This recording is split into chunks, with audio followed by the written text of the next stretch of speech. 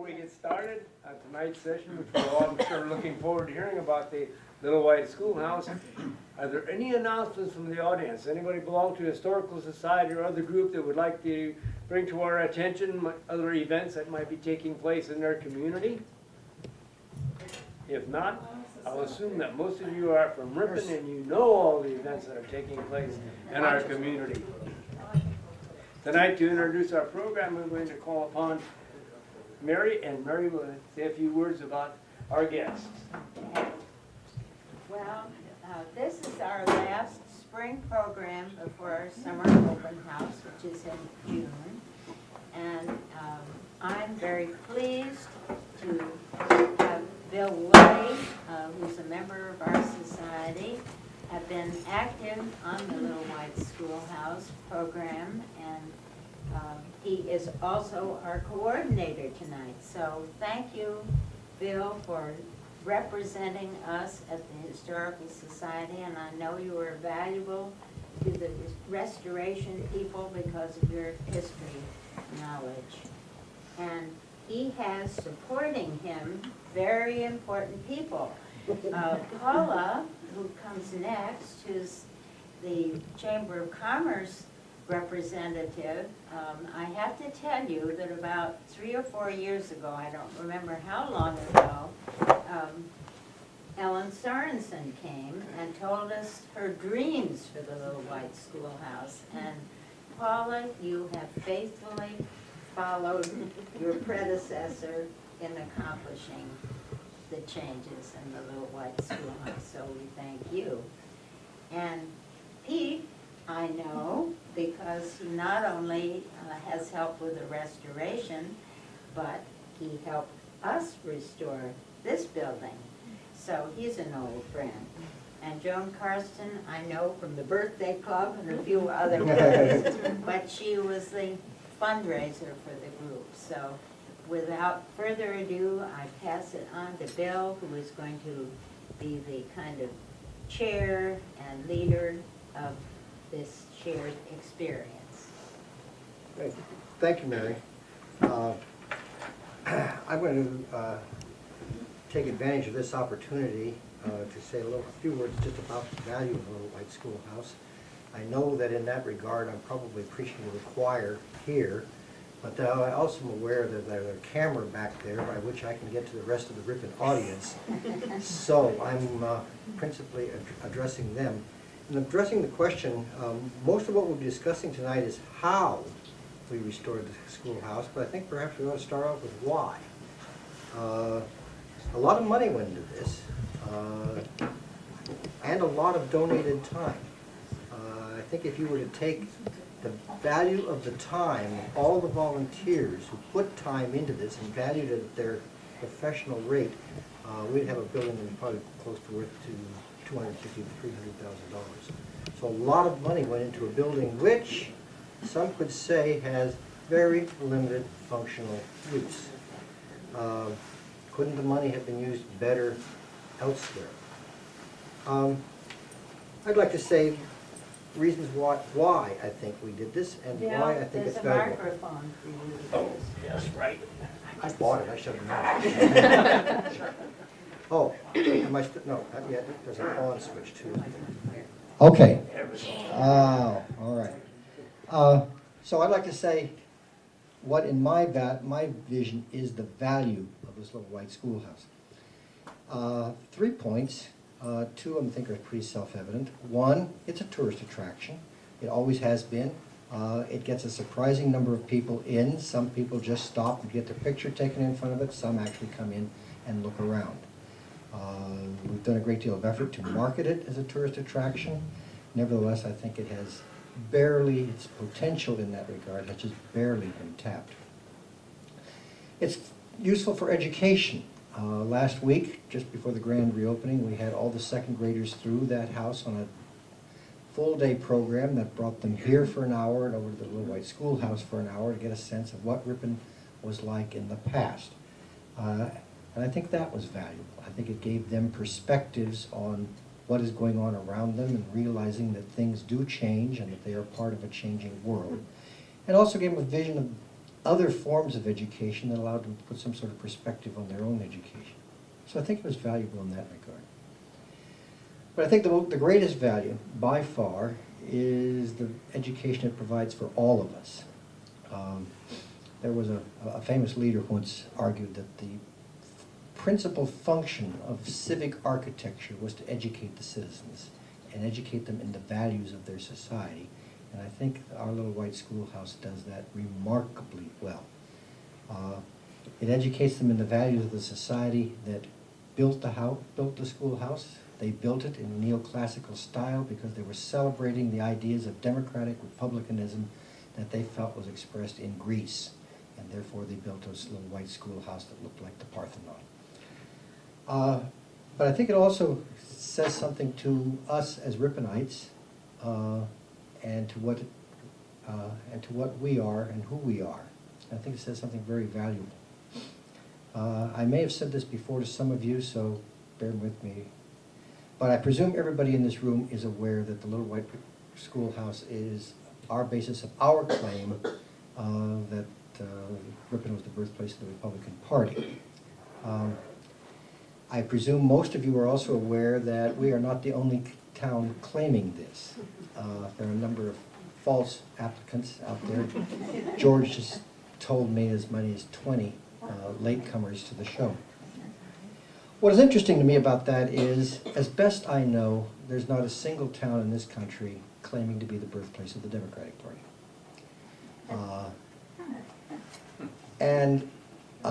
Though I'm a Republican, I will yet admit that the Democratic Party is at least as important, it is as important as the Republican Party, that there ought not to have been slighted. One's birthplace ought not to be placed above the other. And I think the importance of our claim, and why at least 20 other towns are trying to get it, is not because it's the Republican Party we're talking about. It's the story behind the founding. That's what everybody wants.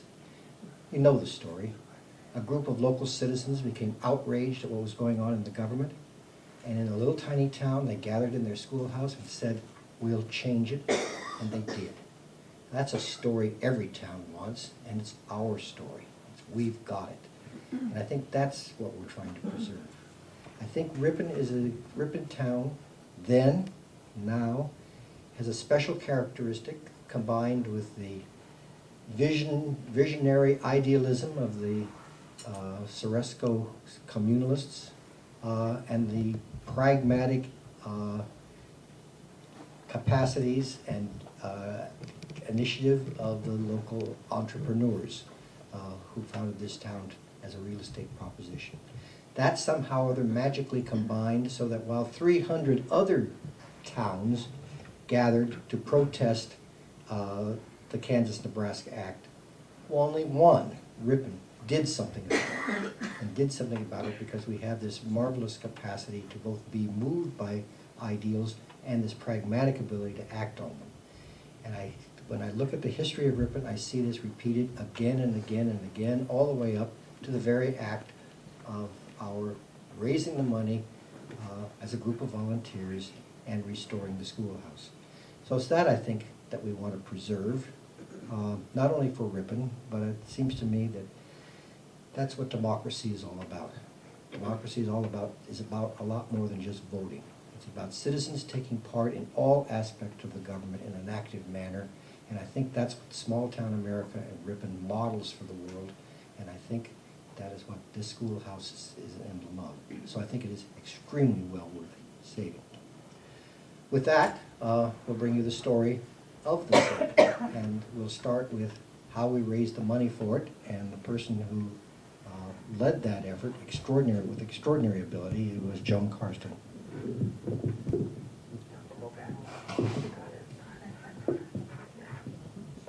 Thank you, Bill. And good evening, and I want to thank you for asking Paula, Peter, and myself to speak with you today, or this evening, about our restoration project of our Little White Schoolhouse. I'm going to begin the program by giving you a little bit of background on the information of how the project came to be. And then Peter's going to tell you a little bit about his role with the restoration and the construction phase. And Paula's going to tell you about where we're going from here now that most of the restoration has been completed. We're an informal group. If you have a question and you just can't wait to ask it, feel free to raise your hand. If not, near the end, we'll be happy to take any questions that you may have. So how did all this get started? Going back almost 4 years ago, as Bill had mentioned, Ellen Sorensen had a dream. Actually, Mary mentioned it. She was our chamber executive at the time, and Paula was also working at the chamber at that time. She was made to realize that our schoolhouse was not meeting its full potential. And not only as a recognized national historical site, but also a tourist attraction, but an educational experience for a lot of our school children, not only here in Ripon, but throughout the state of Wisconsin. Local teacher Janet Ernst had spearheaded a curriculum and was basically unable to work with that curriculum in the condition that our schoolhouse was then in.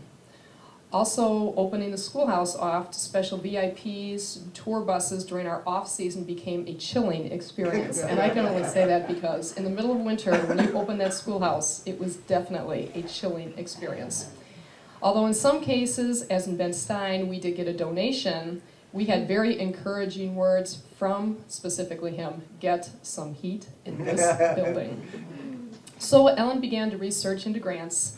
She and I were fortunate enough to have someone sponsor us to travel to Little Rock, Arkansas, where we were part of a conference for historical sites. We met a lot of wonderful contacts from not only people in Wisconsin, but from around the country that helped us find out some grants that might be possible for this restoration, give us some ideas. It was invaluable information on resources which saved us time and money towards the overall project.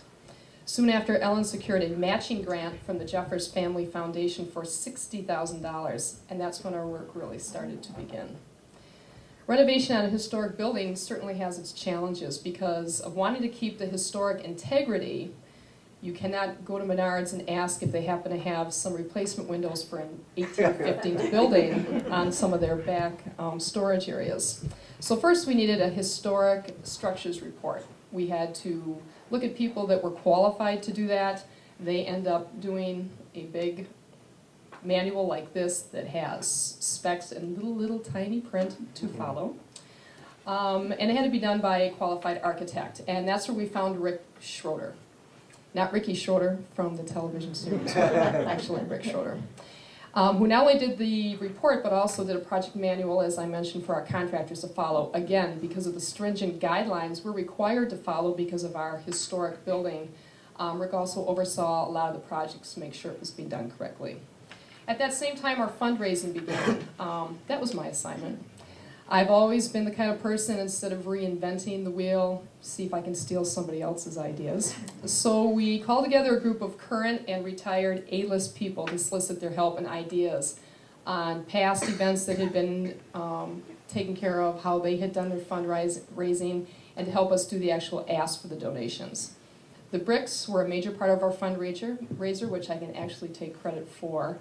To have your names put in there. But mainly it was the personal contacts, the service club presentations that got the job done. As always, our community and the surrounding communities stepped up, whether it was $1 or $10,000. Every bit made our goal closer and even exceeded our expectations. Plus, many of our contractors, especially the one sitting right next to me, gave significant discounts and donations for their work. By the way, the bricks are still available. We take MasterCard and Visa, if you haven't had that with you tonight. And we even sold 3 on our grand opening. Once people saw that sidewalk and the way the bricks were laid, it was very impressive. We were very fortunate. Jan's Landscaping did a wonderful job. And we've sold 3 bricks. We have many more we're available to sell. We'll put those in twice a year, perhaps. So feel free.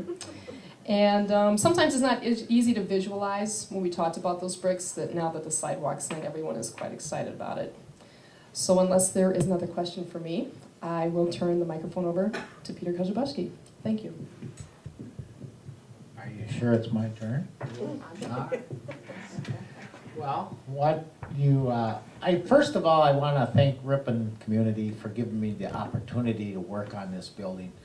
The bids were put out so that anybody, within 50, 60 miles, bid on this thing. And I really looked at this as an opportunity not only to serve the community, but do an overall really, I wanted to make sure that Ripon got what it was paying for. And I hope I did that. I tried my very best. And I was just really happy that Ripon area builders and got 80% of the bids. And that other Ripon contractors that I deal with continuously, Heatley Electric, Condons, and Bud Hoke, and other contractors, John Resch Painting, yeah, classic painting. Was so happy that the people that we've worked with in the community got the bids that worked on, and really the guy that really didn't was from Ripon, but I don't know if there's anybody in Ripon that does lead paint abatement. So, and so we got together and we put this thing together, and only through your help and guidance from Ripon that this thing was accomplished. I just, sure, I did my part. I think I hopefully, did the best I could, but it was an opportunity for me to come forward and help. And I really appreciate that opportunity. And as far as the work goes, that's interesting. The biggest problem I had was the squirrels. We got everything all done and it was all perfect, and in 2 weeks they had holes 8 through each end of the building. Just like, what do you do? I don't wanna know, Pete. I told you I'm not gonna tell you either. But I think we solved the problem, and we put the trim back before the opening, and it's still there. So evidently we must have helped the squirrels leave. As far as other thing, with the pictures, you can see that the renovation was, it doesn't really look like we did much, really. Everybody goes by, it's still a little white schoolhouse and it's still there, but it really did need some help. If this wasn't to take place when we did it, it could be in dire straits in a few years. So you're just looking at the corner of the building, the amount of rot that happened and that was happening, and the door had a little, it was like a breezeway. It wasn't really a door. But we followed the specs, which is, I don't know, if something ain't rotten by more than 25%, we need to restore it and not replace it. And so we took, windows and those little things between the glass, we took them all in our shop, and we took out the good, we left the good ones, and we physically remade the bad ones. I gotta give my carpenters credit and he did a perfect job. Really, there's just this little tiny little thing, and I know they did it years ago, but, the craftsmanship then and now, I gotta say, we're comparable. So. Pete, did you have a particular helper, I don't want his name, who was better at this than somebody else? Well, you assign people to jobs that they're good at, and definitely, right, I didn't do it. I was just overseeing it to make sure that when they were done with it, it was nice job. And sure, and it was when this project was getting towards the end, the roof, and when they told me that I had to put on the old time cedar shingles, it's like, okay, well, can I put like tar paper on them? They said, no, you can't put tar paper under cedar shingles because they'll not dry out and then they'll rot faster. So I had to do like the old, if you look up in an old barn, you see the spaces between the boards. This is how this is done, so that the air moves through and everything, it might get wet, but it's not supposed to leak. But it dries out, and therefore the life expectancy is wet is okay. Drying out is better, and then it lasts longer. Wet not drying out is not okay, so therefore things tend to last longer, and the mold and mildew, it takes 3 things to keep mold and mildew in the process, and that's same thing we need, is water, heat, and food. So that's how mold and mildew is kept in in the process, but by leaving things dry out, it stops the process, so therefore, it becomes, and, you know, if you look at the roof, it looks beautiful, and it is beautiful, and it's a time-consuming deal, but it was an old-time process, you know, something you don't do very often today, but it's a good deal. I mean, it'll last a long time, as long as a tree don't fall on it or something, it'll be all right. Well, no, never mind. But anyway, I don't know what else to tell you other than that the walk was changed. You know, it was originally scheduled for a wooden handicap walk coming around the side and the corner. And I think this walk added to the beauty, and, you know, it's just, it's the amount of maintenance and the amount of upkeep, and you know how wood looks after a while, you know, when it starts getting old. Well, this walk should take care of us for a long time, and without a major amount of work. So I think that was a really great decision, and once you drive by and with the planting and the landscaping, I think it's just a beautiful thing, you know. And, you know, person probably says, well, why did they just do steps? Well, you know, there's rules in the government today, whether we like it or not. We have to follow the rules. And one rule is that everybody here, if you're in a walker or if you're a 12-year-old, you need access. And that's what we had to follow, you know, really. And we want everybody an opportunity. Whatever. I didn't.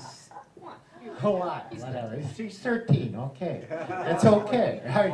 I picked 12 out of the year. All right, I was close. But there, I think that that all in all, that everybody in Ripon, for their efforts, their coming together to do this project. I just did what I had to do, and I got paid for my deal. Most of it.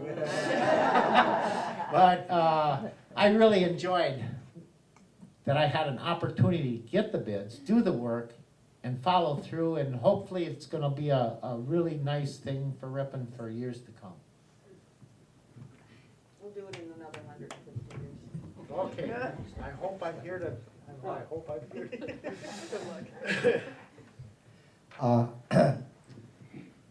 I thought I might say a couple of words about how the interior of the building, Peter was responsible for the building, and the fact that this winter it will not be a chilling experience, and I think he's done a great job on that. But once his crew was through, then we were told to move back in and restore the interior. And that presented a problem. It was a problem that we had before, and that is that the Little White Schoolhouse is a single building trying to fulfill two quite different missions. It's a schoolhouse, and it's a one-room school, and one of its missions is to show people what it was like to be in a one-room school. And secondly, it's a museum dedicated to the history of the Republican Party. It's very difficult to put two of those things in the same building. Plus, the schoolhouse had acquired over time a considerable number of artifacts, and we tried to put them all on display, and that gave it a sort of cluttered look. So the problem we faced in reopening the building was to how we can handle the fact that it is two buildings in one. And we solved that by virtually splitting the building in half, so that the portion of the building furthest from the door, the half of the building furthest from the door, but the part you see when you immediately walk in, is a school. And it's set up as a school. Then, the part of the building nearest the door, which you might see after looking at the school and turning around, is the museum for the Republican Party, and to display the artifacts that we have.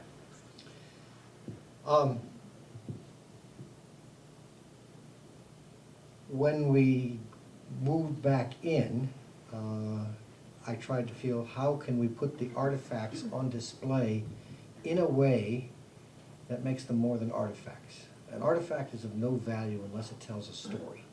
So the question was how to put the artifacts together to tell a story, which was hard to do because in many cases the artifacts were just whatever anybody had chosen to give us, and with not collected under any particular rationale, at least to the best of my knowledge.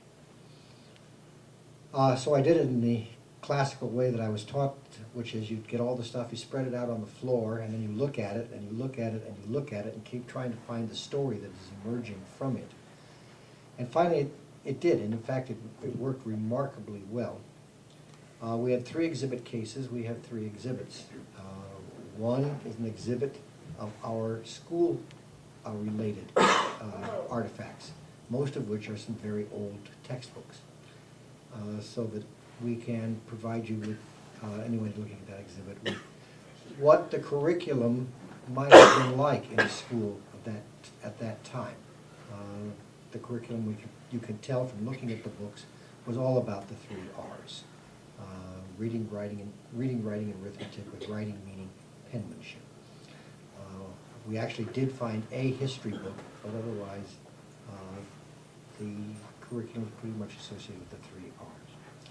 The second exhibit case dealt with Ripon and its history, and then with the history of the Little White Schoolhouse, with a special exhibit on the ways in which the schoolhouse was used to celebrate the Republican Party.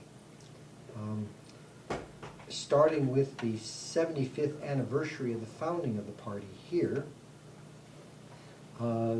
there was a tendency on the part of the National Republican Party, as well as the local officials here, to plan a big birthday celebration. The first was held in 1929. We had a program about this a while ago, and George spoke to it. 10,000 people came, and the Secretary of War spoke. They even moved the Little White Schoolhouse about a couple of 100 feet so they could form a sort of backdrop for it. It was a really big party. Then in 1954, we celebrated the 100th anniversary.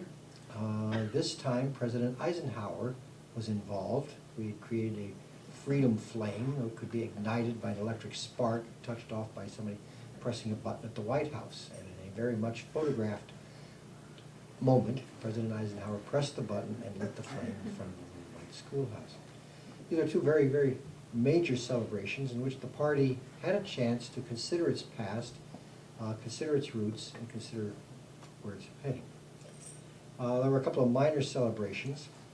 The only part of that exhibit that's missing, by accident initially, was the 2004 150th anniversary party, to which many of us were actually present.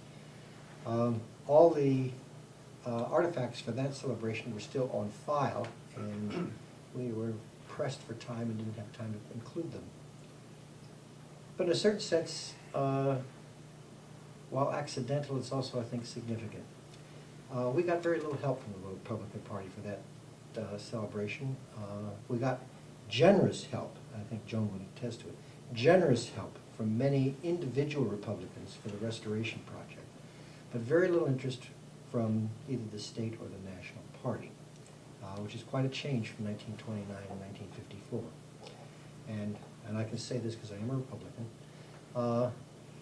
There seems to be, I think, a sense that the Republican Party has lost its way recently, and maybe if it had paid more attention to its roots, it wouldn't be in the shape now that it's in.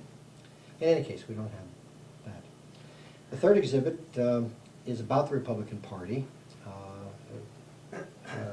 demonstrating its Civil War roots and Civil War heritage, and then a couple of displays relating to the way the Republican Party carried on campaigns. In the late 19th century, we were still in a print age with no national media formats and a very little transportation infrastructure, so the campaigns were largely carried on locally. Therefore, the role of the National Party was to distribute the platform and the party line to the locals so that the local leaders could carry out the campaign. Presidents weren't supposed to be, presidential candidates were scarcely involved, and even up to 1928 when Calvin Coolidge, or 24 when Calvin Coolidge bragged that he had carried out the entire campaign sitting on his back porch. In the 20s and with the 30s, with the arrival of mass media, presidential campaigns changed a lot. Whereas in the earlier point, the campaigns were carried out locally and the campaigns were based on issues, and we have a lot of those party platforms and those books that were displayed or sent out to party faithful. 20s and 30s, the change began to be more graphic and more personality. The current slogan, "No, I don't vote for the party, I vote for the man," it's a lot about that. That personalities played a far larger role because they were very visible. They were far more active on the campaign, no more sitting on the back porch. And graphic representation became more important.